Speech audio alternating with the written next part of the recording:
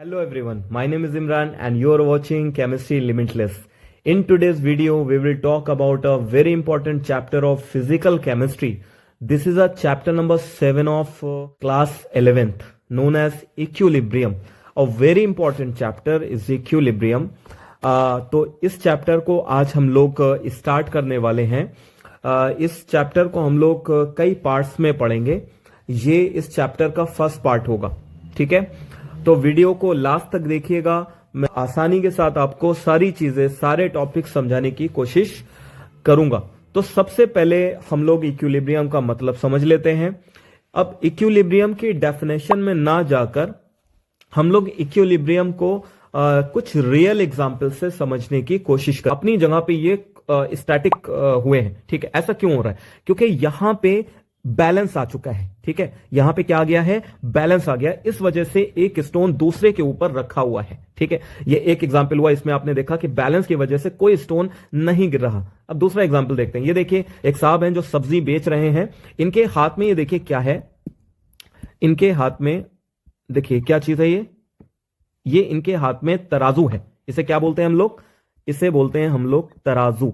ठीक है, इसमें दो प्लेट्स होती हैं. एक ये प्लेट है और एक ये प्लेट है. इसको पल्ला भी बोलते हैं कॉमन हम लोग लोकल लैंग्वेज में. ठीक है, एक तरफ ये यहां पे देखिएगा, एक तरफ इसने लोहे का एक बाट रखा हुआ है और दूसरी तरफ ये अनियन को का वेट कर रहा है. अनियन को ये तोल रहा. ठीक है, जब ये दोनों प्लेट्स बराबर आ जाएंगे, दोनों पल्ले बराबर आ जाएंगे, तो उस टाइम पे, उस सिचुएशन में यहां पे एक बैलेंस आ जाएगा और फिर ये कस्टमर को अनियन उठाएगा और दे देगा. ठीक है, तो यहां पे भी आप एक तरह से बैलेंस को देख. और एग्जांपल लेते हैं. अब ये देखिए, ये छोटे छोटे बच्चे एक झूले पे बैठे हुए हैं. इस झूले का नाम होता है सीसॉ.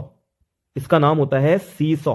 ठीक है, इसको हम लोग बोलते हैं सीसॉ. अब ये आपको कहां मिल जाएगा? ये आपको पार्क में मिल जाएगा, स्कूल में मिल जाएगा. ठीक है, कुछ कॉलोनी होती हैं, वहां पे भी आपको ये झूला देखने को मिल जाएगा. इसमें दो बच्चे यहां पे बैठे हुए हैं. ठीक है, और दो बच्चे ये यहां पे बैठे हुए हैं. ठीक है, सपोज करिए कि इन दोनों तरफ के जो बच्चों का वजन है, वेट है, अगर वो बराबर हो जाए तो क्या होगा? तो ये जो झूला है ये बैलेंस की पोजीशन में आ जाएगा. बैलेंस की पोजीशन में आने के बाद ना तो कोई बच्चा ऊपर उठेगा, ना कोई बच्चा नीचे जाएगा. ठीक है, तो आप यहां पे भी बैलेंस देख सकते हैं. तो अब मैंने अभी तक आपको टोटल 3 एग्जाम्पल बताए. इन तीनों ही एग्जाम्पल में आपने क्या देखा? क्या चीज कॉमन देखी? आपने एक चीज कॉमन देखी कि इन तीनों एग्जाम्पल में बैलेंस था. ठीक है, और हम लोग बैलेंस को ही इक्विलिब्रियम बोलते हैं. क्या बोलते हैं? इक्विलिब्रियम बोलते हैं. तो बैलेंस मतलब इक्विलिब्रियम, इक्विलिब्रियम मतलब बैलेंस. लेकिन यहां पे आपको एक चीज का ध्यान रखना पड़ेगा. केमिस्ट्री में हम जिस बैलेंस की बात करते हैं, केमिस्ट्री में हम लोग जिस बैलेंस की बात करते हैं उसको हम लोग बोलते हैं डायनामिक बैलेंस. अब ये डायनामिक बैलेंस क्या है? तो देखिए, डायनामिक का मतलब होता है कि ऐसी कोई भी सिचुएशन जहां पे कुछ लगातार चलता रहता है, यानी कि कोई एक्टिविटी बराबर होती रहती है, उसको हम लोग बोलते हैं dynamic. Dynamic means something which is in motion. Okay, तो यानी कि ऐसा बैलेंस जहां पे एक चीज बराबर चल रही है. अब ये क्या हुआ कि बैलेंस भी है और एक्टिविटी बराबर चल भी रही है. यहां पे हमें एक पैराडॉक्स नजर आ रहा है. तो अभी इसको समझते हैं. इसके लिए भी हम कुछ आपको एग्जांपल देते हैं. देखिए, ये देखिए, एक बहुत प्यारा सा एक विलेज है, एक गांव है. ठीक है, हम मान लेते हैं कि इस गांव में इस टाइम पे टोटल 800 लोग रहते हैं. ठीक है, 800 लोग रहते हैं. अब 800 लोगों में से टोटल 700 बचे हैं और 100 लोग जो हैं वो कहीं बाहर चले गए. मैं यहां पे लिख देता हूं, 100 लोग जो हैं वो किसी शहर में चले गए हैं. ठीक है, किसी सिटी में चले गए हैं कुछ काम करने के लिए. अब कितने लोग बचे हुए हैं? 700 लोग बचे हुए हैं. ठीक है, अब हुआ क्या, इस गांव के कुछ लोग बाहर जा चुके थे पहले से. अब वो फिर से वापस आ गए, यानी कि 700 में 100 वापस आ गए. तो 700 में अभी ये 100 जोड़ दीजिए, कितना हो गया? ये 800 हो गया. यानी कि पहले 800 लोग थे, 100 लोग बाहर चले गए और फिर बाहर जो गए हुए 100 लोग थे, जो पहले से गए हुए थे, वो वापस उसी गांव में आ गए. तो गांव के अंदर जो नंबर ऑफ पीपल थे वो पहले भी 800 थे, अभी भी 800 हैं. लेकिन क्या है कि यहां पे आना जाना लगा हुआ है. अब कुछ दिनों के बाद 50 लोग बाहर चले गए किसी दूसरे शहर और 50 लोग जो गए हुए थे वो वापस आ गए, फिर से 800 हो गया. यानी कि गांव के अंदर जो नंबर है लोगों के वो अभी कांस्टेंट है, लेकिन आना जाना चल रहा है. इसको हम लोग बोल सकते हैं डायनामिक बैलेंस. अब हम लोग दूसरा एग्जांपल लेते हैं डायनामिक बैलेंस का. देखिए, ये एक नल लगा हुआ है यहाँ पे. ये कंटेनर बड़ा सा रखा हुआ है जिसके अंदर वाटर है. ठीक है, यहाँ पे वाटर रखा हुआ है. ठीक, यहाँ पे वाटर रखा हुआ है. और यहां पे एक और टैब है जिससे पानी निकल रहा है, ठीक है, यहां पे एक टैब है जिससे पानी निकल रहा है, ठीक है। अब आपको इस कंटेनर के अंदर वाटर का लेवल कांस्टेंट रखना है, तो कांस्टेंट रखने के लिए आपको क्या करना पड़ेगा, आपको पानी गिराने की स्पीड और पानी निकलने की स्पीड को बराबर रखना पड़ेगा। अगर आप पानी निकलने की स्पीड और पानी गिरने की स्पीड को बराबर कर पाए तो कंटेनर के अंदर वाटर का जो लेवल होगा दैट विल बी कांस्टेंट, ठीक है। तो यहां पे भी वाटर का लेवल कांस्टेंट हो जाएगा, बैलेंस में आ जाएगा और एक एक्टिविटी बराबर चलती रहेगी। तो ये भी एक डायनामिक बैलेंस का एग्जांपल हो सकता है। केमिस्ट्री में हम लोग इसी तरह के बैलेंस की बात करते हैं। जब आप लिखा देखेंगे इक्विलिब्रियम तो उसका मतलब होगा डायनामिक बैलेंस, सिर्फ बैलेंस नहीं, डायनामिक बैलेंस, ऐसा बैलेंस जहां पे एक एक्टिविटी बराबर चलती रहती है। तो इक्विलिब्रियम याद कर लेना है हम लोगों को कि equilibrium always dynamic in nature. जहां पे भी इक्विलिब्रियम की बात आएगी तो वहां पे ये सिंपल वाला बैलेंस नहीं होगा, वहां पे जो बैलेंस होगा वो होगा डायनामिक, मतलब बैलेंस भी होगा और वहां पे दो अपोजिट फोर्सेस इक्वली वर्क भी कर रहे होंगे, ठीक है, समझ में आ गया। अब हम लोग चलते हैं अपनी डेफिनेशन की तरफ। अब इतने एग्जाम्पल समझने के बाद उम्मीद है कि आपको इक्विलिब्रियम बहुत अच्छे से समझ में आ गया होगा। अब अगर डेफिनेशन हम आपको बताएं तो कोई प्रॉब्लम नहीं होगी। देखिए डेफिनेशन मैंने यहां पे लिखी है, the state, state means state को हिंदी में हम लोग दशा बोलते हैं, ठीक है, कंडीशन भी बोल सकते हैं, हालत भी बोल सकते हैं। तो ऐसी state in which the two opposite forces balance each other, ऐसी कोई भी स्टेट जहां पे दो अपोजिट फोर्सेस एक दूसरे को बैलेंस कर लेते हैं वहां पे इक्विलिब्रियम आ जाता है। मैंने आपको जो इससे पहले वाले दो एग्जाम्पल बताए हैं, एक विलेज का एग्जाम्पल बताया जहां पे लोगों का आना जाना लगा हुआ था, तो लोगों का आना ये एक फोर्स मानो इसको और लोगों का जाना इसको दूसरा फोर्स मानो।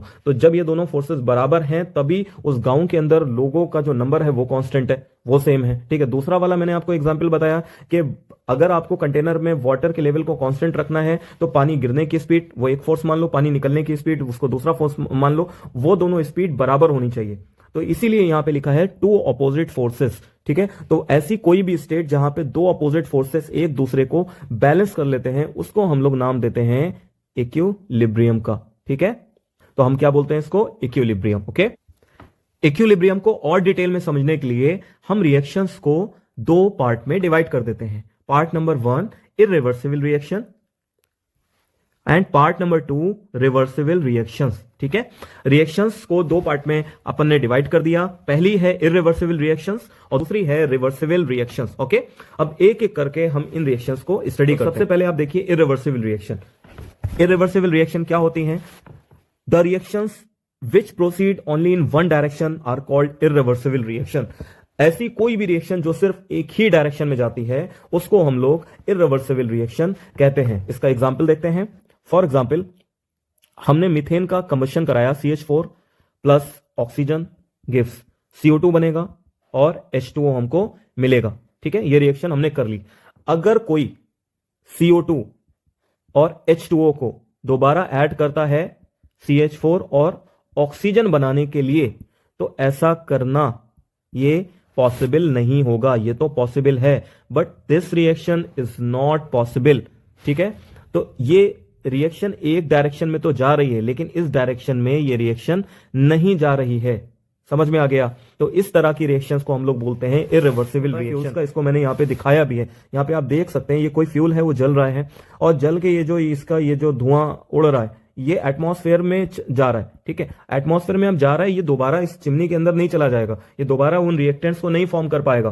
तो यानी कि ये रिएक्शन एक ही डायरेक्शन में जा रही है, ये वापस नहीं आ रहे हैं, ठीक है। तो ये दोबारा फॉर्म नहीं होंगे, ये दोबारा यहां को नहीं आएगा, ठीक है। तो इसीलिए इसको हम बोलेंगे इरिवर्सिबल रिएक्शन। और एग्जांपल हम लोग समझते हैं, हम ले लेते हैं यहाँ पे एक हाइड्रोक्लोरिक एसिड और हाइड्रोक्लोरिक एसिड को हम लोग मिला लेते हैं NaOH के अंदर, ठीक है। तो ये दोनों रिएक्शन करके बनाएंगे NaCl और वाटर, ठीक है। अगर कोई चाहे कि NaCl जो बना है वहां पे NaCl और वाटर को मिलाकर क्या दोबारा HCl और NaOH बना सकते हैं, तो ये करना पॉसिबल नहीं है। ये रिएक्शन तो पॉसिबल है बट ये रिएक्शन पॉसिबल नहीं है। इसका मतलब रिएक्शन सिर्फ एक डायरेक्शन में जा रही है, ओनली इन वन डायरेक्शन, ठीक है। तो इस तरह की रिएक्शन को अपन बोलते हैं इरिवर्सिबल रिएक्शंस। अब हम लोग बात करेंगे रिवर्सिबल रिएक्शंस की, ठीक है। रिवर्सिबल रिएक्शंस क्या होती हैं यहां पे पढ़ लेते हैं सबसे पहले।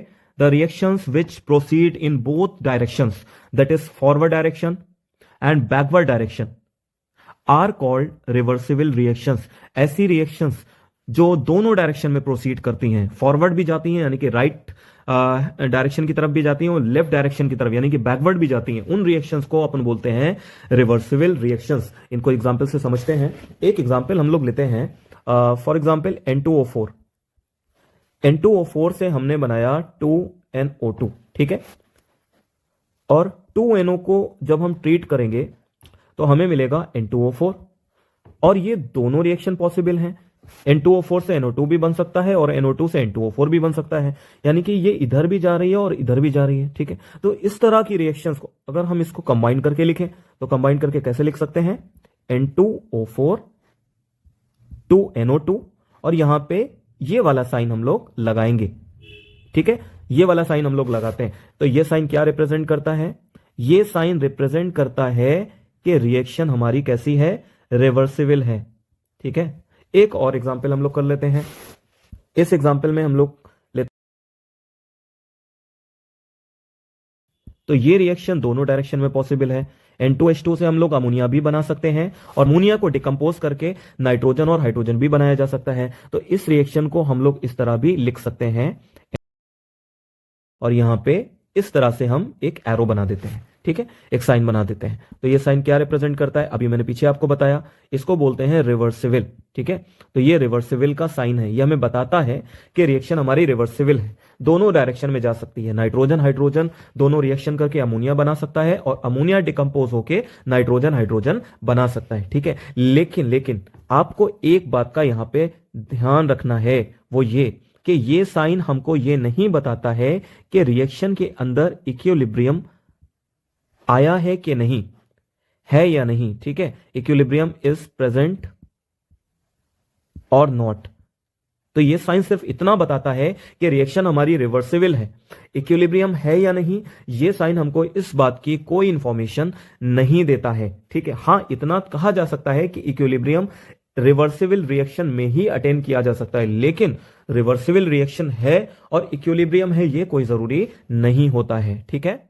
अब हमें कैसे पता चलेगा कि इस रिएक्शन में इक्विलिब्रियम आ गया, तो देखिए नाइट्रोजन और हाइड्रोजन ये दोनों आपस में रिएक्शन करके अमोनिया का फॉर्मेशन कर रहे हैं।